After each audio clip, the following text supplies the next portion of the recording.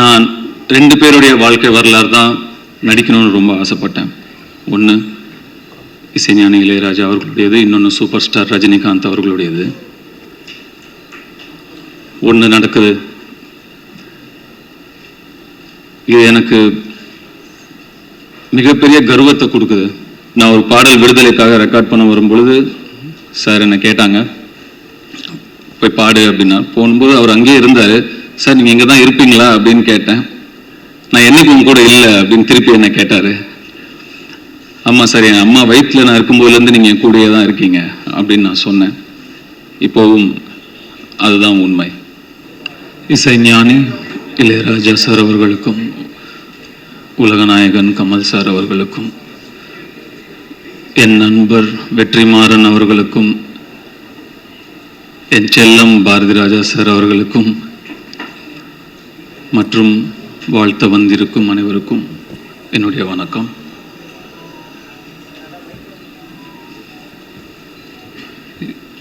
எண்ணம் போல் வாழ்க்கை அப்படின்னு ரொம்பவும் நம்புறதும் அடிக்கடி சொல்றதும் உண்டு. What you think you become. Manifesting. நம்மள பல பேர் இரவு தூக்கம் இல்லைன்னா இளையராஜா சாரோட பாட்டை அப்படியே கேட்டுட்டு எதமா மெய் மறந்து தூங்குவோம். ஆனால் நான் பல இரவுகள் இளையராஜா சாராவே நடிச்சா எப்படி இருக்கும்னு என் மனசில் நடிச்சு பார்த்துட்டு படுத்துட்டே இருந்திருக்கேன் தூக்கம் இல்லாமல். மேனிஃபெஸ்டிங். நான் 2 பேருடைய வாழ்க்கை வரலாறு தான் நடிக்கணும்னு ரொம்ப ஆசைப்பட்டேன். ஒன்று இசைஞானி இளையராஜா அவர்களுடையது, இன்னொன்று சூப்பர் ஸ்டார் ரஜினிகாந்த் அவர்களுடையது. ஒன்று நடக்குது. இது எனக்கு மிகப்பெரிய கர்வத்தை கொடுக்குது. இந்த இடத்துக்கு வர முடிஞ்சது, இந்த வாய்ப்பு எனக்கு கிடைச்சிருக்குங்கிறது. நான் இளையராஜா சாருடைய ரசிகன், பக்தன். அவருடைய இசைதான் எனக்கு துணை, மை கம்பேனியன். இது எல்லாருக்குமே பொருந்தும். அதை தாண்டி அவருடைய இசை எனக்கு ஒரு நடிப்பு ஆசானும் கூட.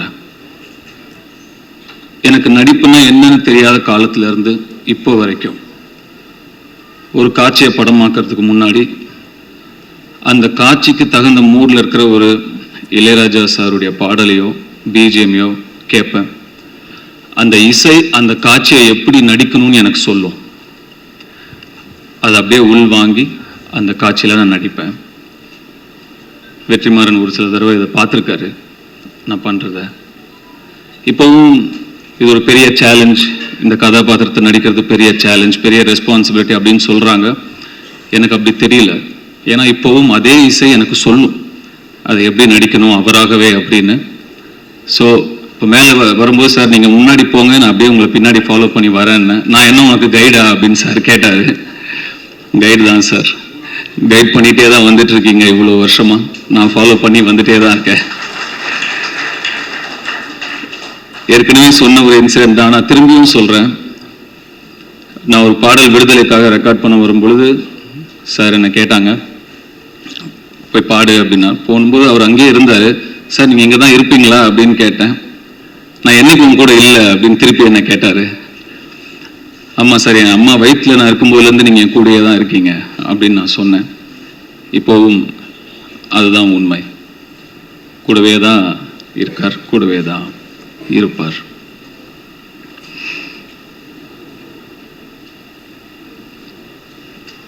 நிறைய விஷயங்கள் பேசணும்னு நினைக்கிறோம். ஆனால் நம்ம முன்னாடி நிறைய பேர் பேசுறதுனால நிறைய பாயிண்ட்ஸ் நம்ம யோசிச்சுட்டு வந்துடுது போயிடுது. வெற்றி ஒரு சில விஷயங்களை அப்படியே போகிற போக்கில் அடிச்சிட்டாரு. இப்போ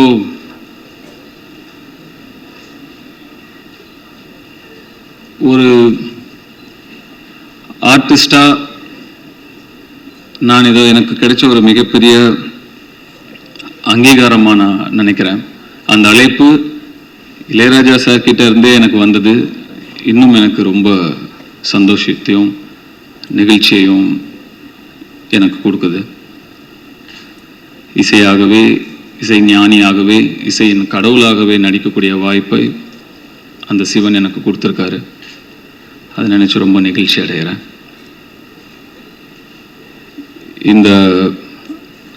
இங்கே இதை வாழ்த்த வந்திருக்கும் கமல் சார், அவருக்கு இசை மீதும் இசைஞானி மீதும் இருக்கும் காதலையும் அன்பையும் இதை காட்டுது. ரொம்ப நன்றி சார். அருண் நிறைய ப்ரெஷர் போடுறாங்கன்னு நினைக்கிறேன். எந்த ப்ரெஷரும் எடுத்துக்காதீங்க. இதை என்ஜாய் பண்ணி பண்ணுற ஒரு விஷயமா தான் நான் பார்க்குறேன். இந்த ஒரு வரலாற்று சிறப்பு மிக்க ஒரு படைப்பில் நம்ம இருக்கோங்கிறத என்ஜாய் பண்ணணுமே தவிர நம்ம அதை ப்ரெஷர் எடுத்துக்கூடாது, சேலஞ்சாகவும் நினச்சக்கூடாதுன்னு நான் நினைக்கிறேன். இந்த இடத்துல நான் இவ்வளவு மட்டுமே பேச நான் நினைக்கிறேன். இசையை பற்றியும் இசை ஞானியை பற்றியும் பேசும் ஒரு மேடை வரும். அப்போ நான் விரிவாக இன்னும் நிறைய விஷயங்களை பகிர்ந்துக்க விரும்புகிறேன். I am so blessed. Thank you so much for all of you for coming and blessing us. இப்போதைக்கு ஏனும் தெரியல,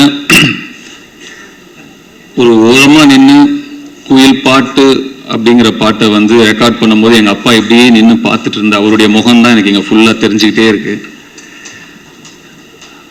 இங்கேருந்து போகும்போது அவருக்கு ஃபோன் பண்ணி நான் கண்டிப்பாக இதை நான் பகிர்ந்துக்கணும்னு ஆசைப்பட்றேன். இன்னும் நிறையா இருக்குது. அப்புறம் லேட்டர் பேசுறது கண்டென்ட் இருக்காமல் போயிடுங்கிறதுனால இப்போ இதோட ஸ்டாப் பண்ணிக்கிறேன். Thank you so much.